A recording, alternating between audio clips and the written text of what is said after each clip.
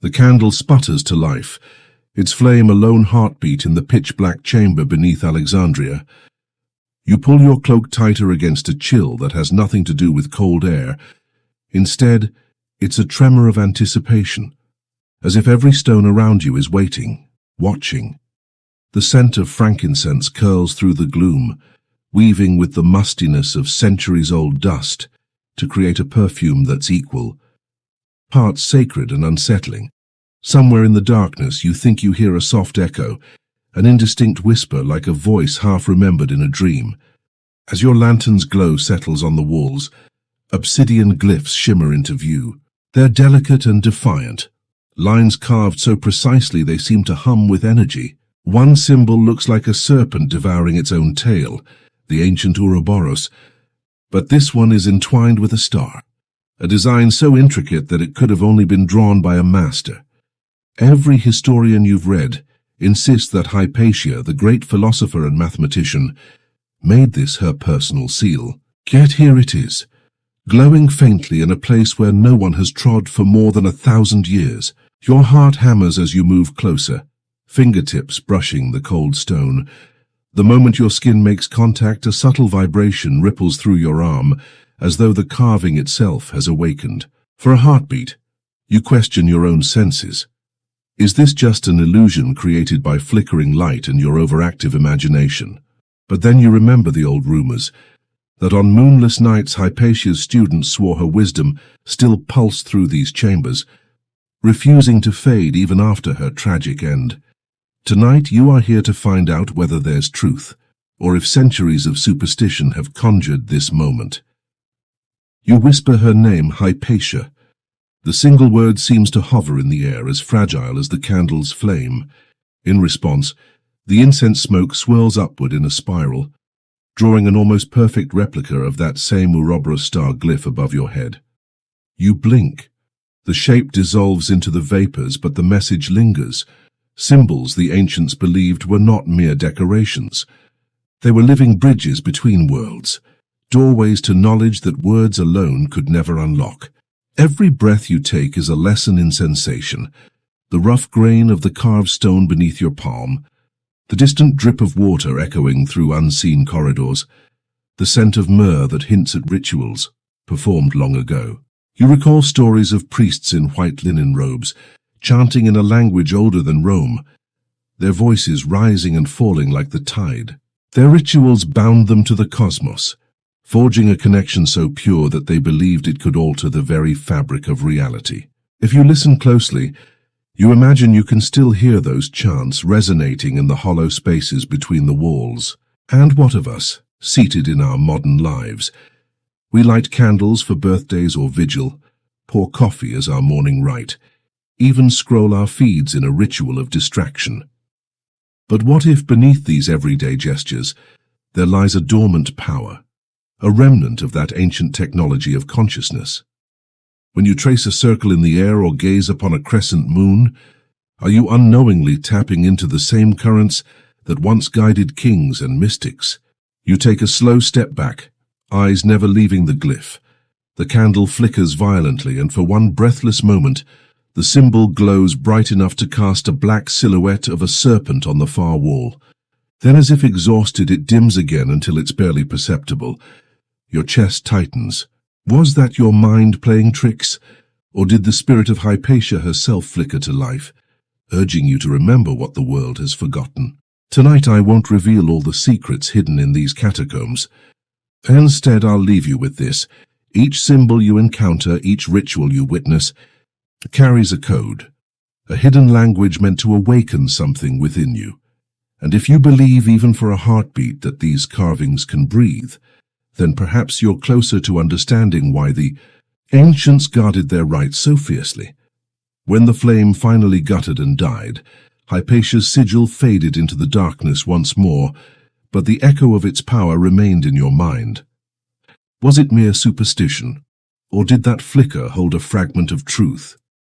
Hold on to that question, because in our next journey, we'll travel to Babylon's grand festival of Akitu, where kings were humbled, mock battles raged, and an entire civilization's fate pivoted on a single ritual. But for now, let the image of that glowing serpent linger in your thoughts and stir your curiosity. When you close your eyes tonight, listen for the midnight whispers that beckon you back to places where symbols come alive.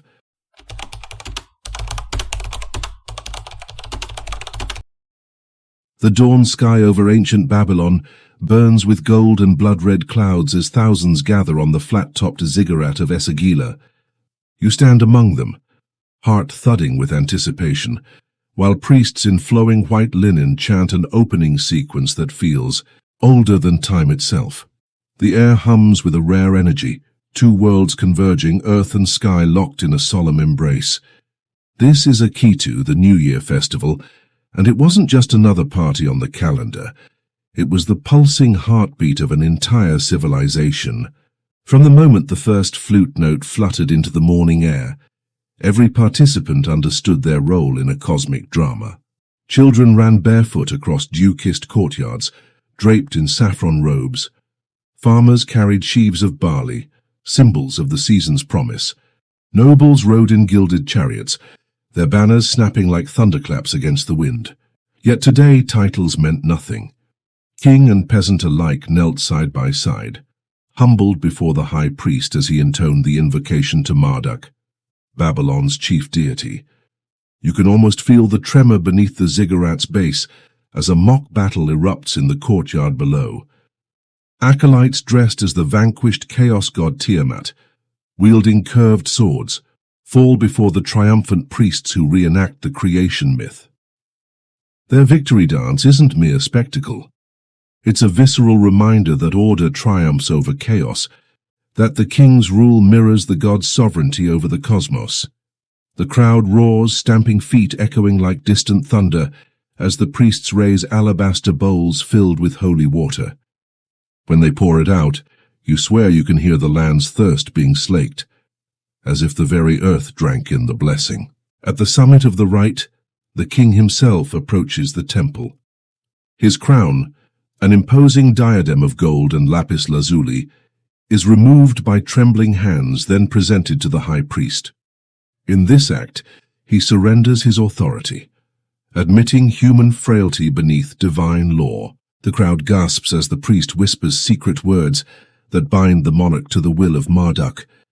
You see the king's shoulders straighten. It's not humiliation he feels, but profound liberation. By placing his ego in the hands of something greater, he becomes the pure vessel through which the god's mandate flows. As the sun climbs higher, a communal feast unfolds in the temple courtyard. Platters of roasted lamb and barley cakes pass from hand to hand, each morsel swallowed in reverence. Musicians strike lyres and frame drums, weaving a tapestry of sound so compelling it feels like music ripped from the sky. And throughout the feast, every bite and chord isn't mere indulgence, it's a sacred communion, a reconsecration of the body and spirit to the rhythms of the universe.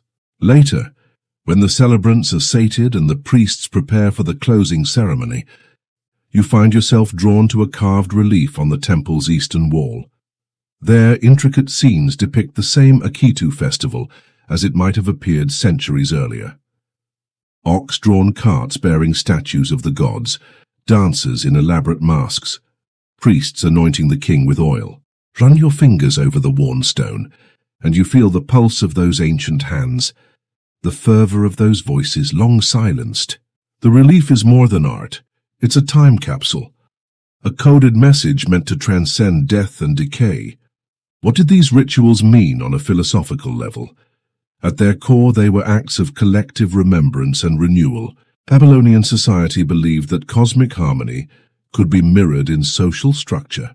If the community reaffirmed its bonds to the divine each year, through chants, sacrifices, and symbolic role reversals, then the land would remain fertile, peace would prevail, and the stars would keep their appointed courses.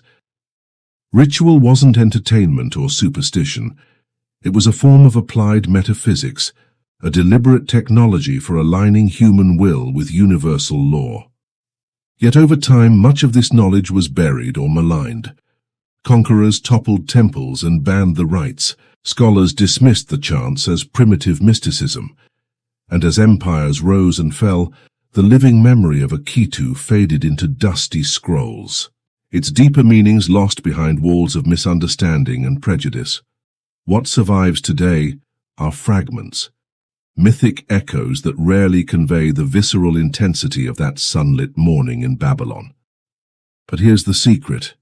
The mechanics of Akitu are still alive in our world, hidden in plain sight. Think about modern national holidays, corporate team-building retreats, or even personal rituals like birthday cakes and graduation ceremonies. We still gather to mark endings and beginnings, to humble ourselves before forces greater than our individual egos, and to feast in communal celebration. Our symbols and costumes have changed, but the underlying blueprint, ritual as a bridge between the mundane and the divine, remains intact. Close your eyes for a moment.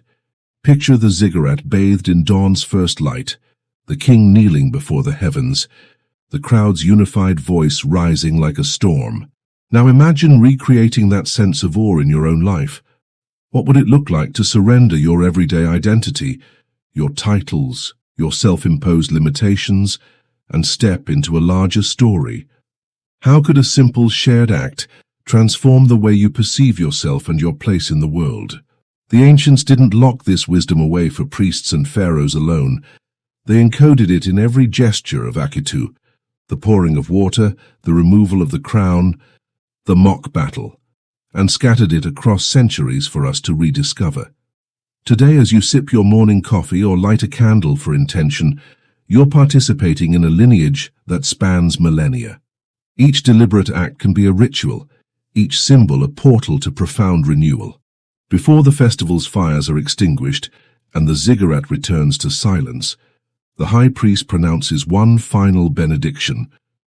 The crowd bows its head, and a hush falls so deep it feels holy.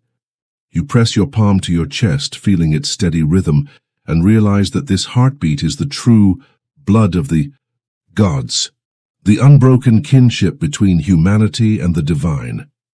As you step away from the temple steps and the dust of history settles around you, carry this insight forward. Where ceremony meets conviction, where symbol meets spirit, true transformation takes root. The next time you gather, be it under a stone arch or in your living room, remember the power of Akitu. Let it remind you that every ritual you choose can be an act of cosmic resonance, a chance to reshape not only your world but the world itself.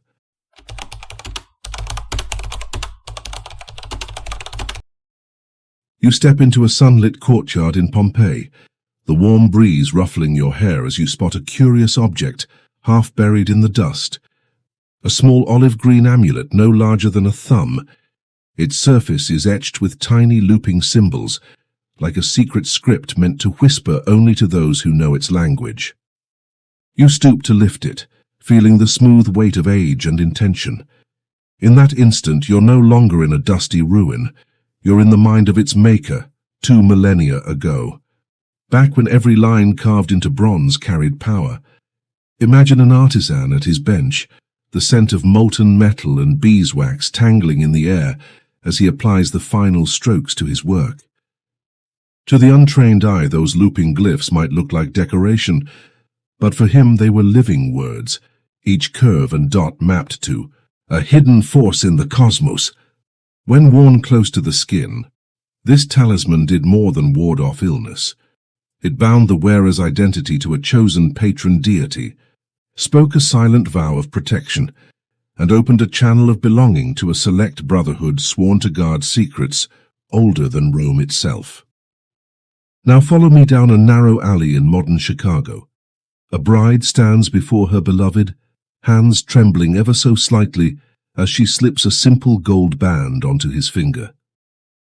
Across continents and millennia, that small circle enshrines countless meanings: commitment, trust, partnership. Yet we rarely pause to think of our own rituals as vessels of hidden language.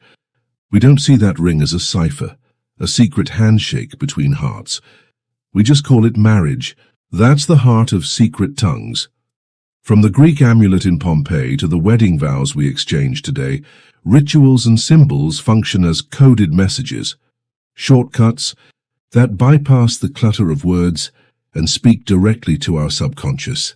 They're the operating system of the psyche, packed with layers of meaning we rarely unpack, even when we cling to them most fiercely. A soft voice interrupts your reverie. Dr. Helena Marinos, a renowned epigrapher, appears beside you holding a magnifying glass. Her silver hair is tied back, eyes alight with scholarly fire. "Notice the dot here," she whispers, tracing a tiny pit in the bronze. That dot represents Jupiter's favor, power over fate itself. And this spiral, she taps another glyph, is the pathway to inner transformation. Her tone is reverent, as though she's reading a love letter written by time itself. To wear this amulet was to claim your place in the universe's grand dialogue. You watch her map each symbol to cosmic forces, air, fire, water, earth, then pivot to modern life. In a brisk montage, morning commuters sip coffee from branded mugs as though performing a ceremonial libation. Corporate teams huddle around conference tables in a chant-like rhythm of buzzwords. Each synergy and innovation a coded affirmation of loyalty to an unseen corporate deity. Even the simple act of crossing your heart or touching your wedding band can be traced back to ancient gestures meant to align you with shared values and collective will. But there's a tension here too. Symbols can bind communities, yet they can also exclude. A gesture that means trust to one group can spell betrayal to another. Dr. Marinos pauses, studying the amulet's edge. "We must understand context," she cautions. "A raised hand might greet a friend in one culture and damn you as a heretic in another." That razor-sharp nuance kept ancient initiates safe and outsiders guessing. Back in the courtyard, you turn the amulet over and find a hidden compartment. A miniature scroll rolled inside, its parchment too fragile to unroll. You feel a charge of excitement, a whisper of promise, as though the ancients deliberately concealed their deepest secret here, daring future generations to decode it. What message might lie within? A prayer for victory? A map to buried treasure? Or a plea for redemption? You tuck the amulet into your pocket, the weight of its mystery pressing against your thigh. As you leave Pompeii, modern street vendors hawk pizza slices and espresso shots, everyday rites that echo the rituals of old. You pause to buy a cup, inhaling its bitter steam. In that moment you realize your own hands are performing a silent rite, cup to lips, a gesture as familiar as breathing, yet charged with the unspoken vow of awakening you to the world's hidden patterns. The power of symbols lies not just in their ancient origins, but in their capacity to evolve. A ring, an amulet, a cup of coffee, all these serve as living glyphs, portal points into deeper understanding. We tap them unconsciously, trusting their language to guide us through life's labyrinth. Yet when we slow down, when we let our minds trace the curves of a talisman or linger on an everyday gesture, we begin to perceive the hidden grammar of ritual. Let me leave you with this. Next time you clasp your hands in prayer, raise a toast with friends, or pen your initials in fresh ink, ask yourself, what hidden message am I sending? What secret tongue am I speaking? Because every gesture carries a story, and every symbol beckons you to decode its whispers. The courtyard falls silent as you slip back into the present, the amulet safe in your bag but alive in your imagination.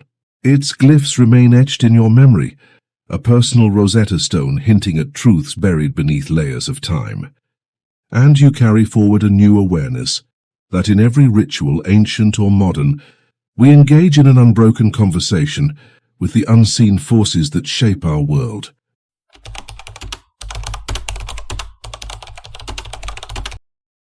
The desert wind is a whisper at first, barely a breath, but as you settle onto the sun-warmed stone, it grows into a soft chorus, carrying with it the scent of sage and sand. You close your eyes and inhale, steadying your heartbeat to match its rhythm. Before you, a narrow ribbon of dawn light slices through the dunes, gilding the world in pale gold. There's no priest, no altar, no chanting crowd, just you, this ancient landscape, and a ritual that promises to excavate the deepest corners of your own soul. You first learned of this practice from Miriam al-Ajar, a modern-day healer who trained in the old desert monasteries. She described it as the four-step crucible, a sequence of breath, posture, mantra, and release, a distilled form of the rites once performed by nomadic mystics beneath the same shifting sands. Tonight you're here to try it for yourself. Step 1. Grounding breath. You press your hands to the earth, feeling its porous granules sift between your fingers. Inhale slowly to a count of 5, imagining roots extending from your spine into the desert floor. Exhale just as deliberately, envisioning tension draining from your limbs into the sun-baked rock. With each cycle, Miriam's voice echoes in your mind. Let the ground hold you. There is no strength without foundation. Step 2. Sacred posture. You straighten your spine, head level, shoulders soft. Like a towering date palm that surrenders to the wind yet never breaks, you embody both grace and resilience. The desert breeze tugs at your clothes, and you realize your body is both anchor and sail. In this stillness, a strange alchemy begins. You feel simultaneously weightless and unshakably grounded. Step 3. Mantric invocation. Over the past week, you've carefully chosen your phrase, I am both shadow and light. Miriam said it must be true and personal, an admission of your own duality, neither boast nor confession but an invitation. You whisper it once, twice, then a third time louder, until the words take on a life of their own, vibrating in the hollow of your chest. Immediately the desert responds. A bird calls from a distant ridge, an ant scuttles across your boot. Even the wind seems to listen, pausing as if to witness your transformation. Step 4. Release and reflection. You collapse onto the sand, arms spread like fallen wings. Your mantra dissolves into silence, and a torrent of images floods your mind. Moments of fear when you shrank from your true purpose, flashes of joy when you embraced your gifts, shadows of doubt that you never knew you carried. Beneath the open sky you witness the inner crucible at work, pressure and heat forging something new from raw material. There is no judgment here, only revelation. When you finally open your eyes, the sun has fully crowned the horizon. You rise slowly, each movement deliberate, like a dancer who has just completed a sacred solo. You feel lighter yet stronger, as though the ritual has peeled away layers of pretense and left you with a core that's both supple and unbreakable. Later, under the shade of a lone acacia, Miriam joins you. Her weathered face breaks into a knowing smile. You felt it, didn't you? The tension between who you are and who you're meant to be. She produces a small leather-bound journal and offers it to you. Write what came without filter. That insight is your map. As you scribe the raw impressions, fear of failure, spark of courage, yearning for unity, you realize this crucible isn't reserved for desert mystics. Every ritual that asks you to slow down, to breathe with intention, to speak a truth and then let it go, is a forge. Baptisms, vision quests, even the simple act of lighting a candle at dawn, all are variations on this theme. You stand between shadow and light, and the rite tempers your spirit. Yet there are common misconceptions. Many believe rituals are about mystic spectacle, moonlit circles, elaborate chants, secret garb. But the power lies not in the props, but in the participants' willingness to lean into paradox. You must hold your wounds and your strengths in the same breath. You must be both the seeker and the sought. Only then does transformation occur. Miriam watches as you close your journal. Remember, she says, the inner crucible works in cycles. You'll feel polished and radiant one moment, rougher and more vulnerable the next. That's the fire at play. It tempers you again and again until you embody balance. You rise to leave, tucking the journal into your pack. Beyond the dunes, city lights twinkle on the horizon, reminders of your everyday world, where few pause to interrogate their inner landscapes. Yet now you carry a piece of the desert's mystery within you, a knowledge that true selfhood isn't revealed in comfort, but during the alchemy of discomfort and release. As you walk toward the distant glow, your steps imprint the sand like fleeting sigils, temporary yet meaningful. Each footprint is its own ritual, a testament to the new covenant between your shadow and your light. And as the desert wind resumes its whispering song, you understand that every breath can be a crucible, every moment an invitation to forge yourself anew.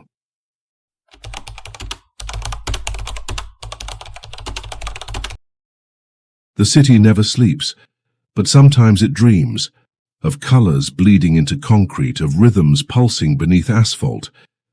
On a humid summer night in Brooklyn, you slip past chain-link fences and neon-lit bodegas until the rumble of a distant bass drum draws you toward an abandoned warehouse. Inside, a circle of spray paint cans glints like sacred vessels under floodlights. Someone strikes a drum once, twice, and the beat ripples through the crowd. This isn't a concert, and it's not exactly a protest. It's a ritual. They call him Shaman X, a lanky figure in a paint-spattered hoodie whose real name is lost to everyone but his closest crew. He steps forward, heart pounding like a war drum, and lays out his tools with deliberate care. Cans of electric blue, molten gold, and inky black.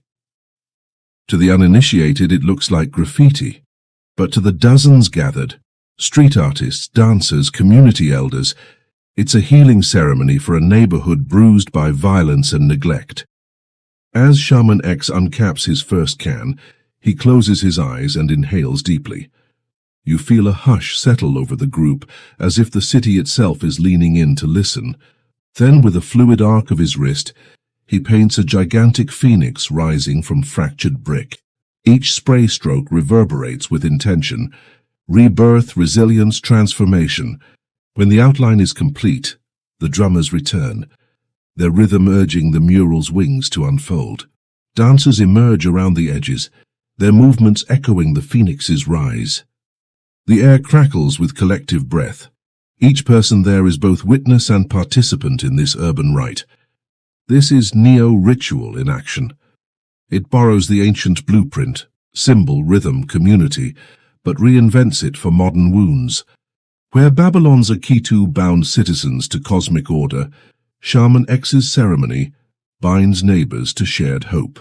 Where desert monks used breath and mantra to temper the self, these street shamans use paint and percussion to temper the soul. Their altar is a crumbling wall. Their incense is the scent of fresh paint. Their invocation is the thump of a bass drum. But don't mistake spectacle for spirituality. Shaman X doesn't just throw paint on walls, he studies community like an anthropologist. He listens to graffiti artists whose tags scream pain, to elders who remember block parties before redlining, to youth whose dreams flicker like neon signs. Then in one seamless act, he weaves their stories into that phoenix mural. When the final flourish of gold wraps the bird's outstretched wing, he steps back and invites everyone forward. A circle forms, hands press against the wall, fingers tracing damp paint, eyes close. No one speaks. In that silence, an unspoken vow passes between them. We rise together. It's a mantra more potent than any whispered prayer. And in its aftermath, something shifts. Corners once haunted by fear glow under that mural's light. Children stop to trace the phoenix's curve. Barbershop conversations shift from grief to possibility. The ritual's power isn't bound to that one night. It ripples through the block for weeks, months, even years. Meanwhile, half a world away in Silicon Valley, another kind of neo-rite unfolds each morning in a glass-walled office. A team sits in a circle, laptops closed, mindful break signs propped on their desks. A facilitator rings a brass bell, and for 5 minutes they focus on 10 breaths, enacting a formula nearly identical to the desert monk ritual, but with yoga mats swapped for ergonomic chairs and mantras, replaced by corporate affirmations. I innovate with purpose, they repeat softly. The purpose is different, but the mechanism is the same. Collective attention focused through simple, intentional acts. These modern rituals reveal a paradox. Technology fragments our attention, yet we crave reconnection. We scroll alone, then gather in circles, physical or virtual, to reforge bonds. We type mantras into apps, yet we yearn for the tangibility of paint on brick or the thud of a drum. In ritual we find anchors amidst daily storms. Of course there are pitfalls. Neo-rituals can become hollow if the intention fades.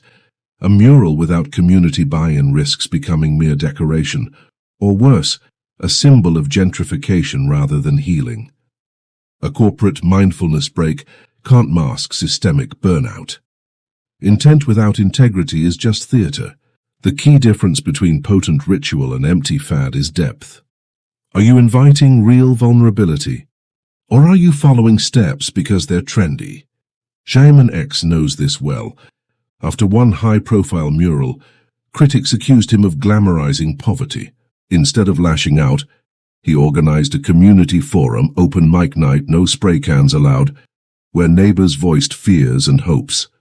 That forum became a mini rite of reconciliation, transforming critics into collaborators. He showed that meaningful ritual demands both art and dialogue, both spectacle and substance. As you step back onto the city street, the mural's glow fades beneath the streetlights, but its message lingers in your bones. Ritual isn't bound to temples or textbooks. It lives wherever we dare to blend intention, community, and symbol. Whether you cap a spray can or cup your hands around a coffee mug, every deliberate act carries potential for transformation. So what's your city's neo-ritual? Are you simply surviving the day, or are you crafting moments that heal, that unite, that whisper of something larger? Notice the patterns. The monthly book club that feels like confession, the weekend farmer's market with its ebb and flow of barter and greeting, the late-night jam session that lifts you out of yourself. These modern rites are waiting for your attention. They're as potent as any ancient ceremony, if you show up fully. In the end, urban shamans teach us that myths aren't relics of the past. They're living stories we rewrite each time we gather with purpose. Your city, your block, your home, they're stages for ritual, and the canvas is always ready, just waiting for your first intentional stroke.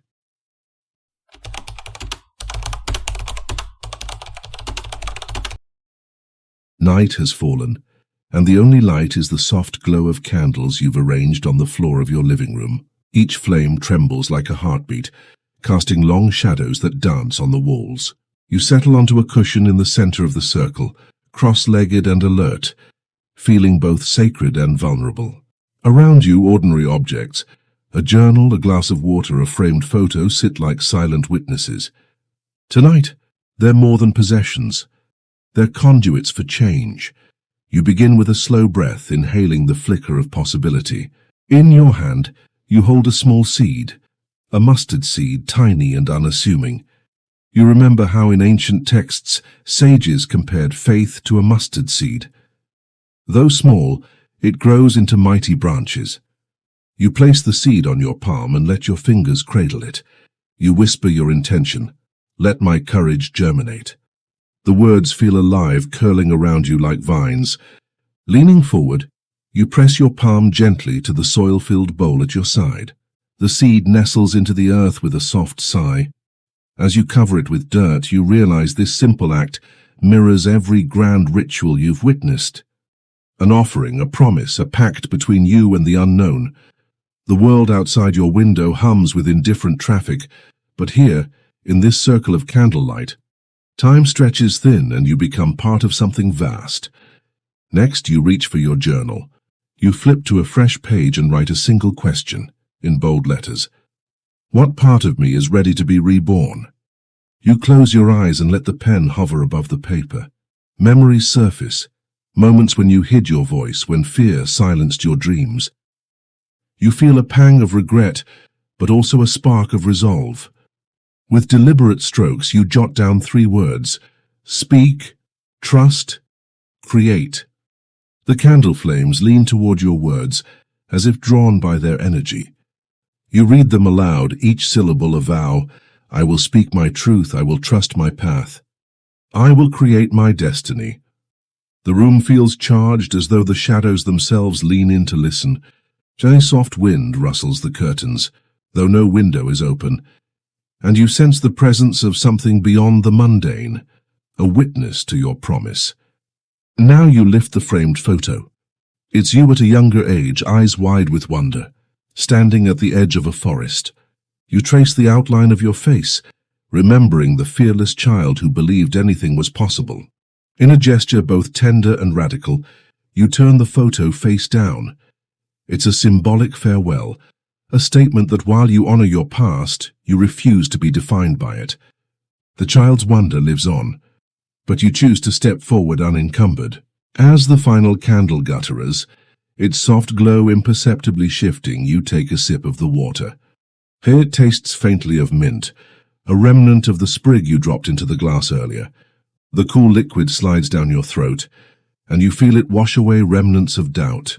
Water has always been a symbol of purification and rebirth. Tonight it cleanses you, body and mind, readying you for whatever comes next.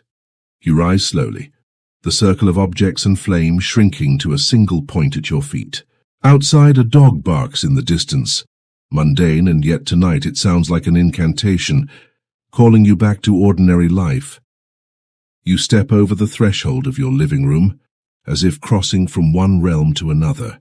The air feels different, sharper, full of expectancy.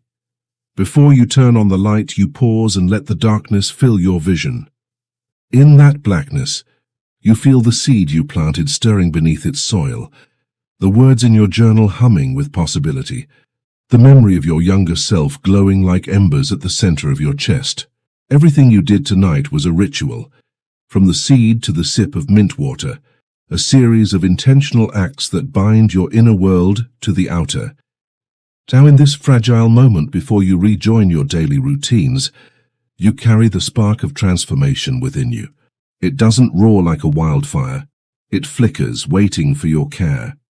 Each choice you make from here on, each word you speak, risk you take, kindness you offer, fans that spark into a blaze. So I ask you, what ritual will you claim tonight to mark your next passage? Will you write a vow on paper and burn it in candlelight? Will you share a silent toast with a friend under the moon? Will you stitch a stitch into a piece of cloth, each loop a promise to yourself? Choose one small purposeful act. Make it meaningful. Make it yours. And when you do, you won't just perform a ritual. You'll write the first line of the next chapter in your own story.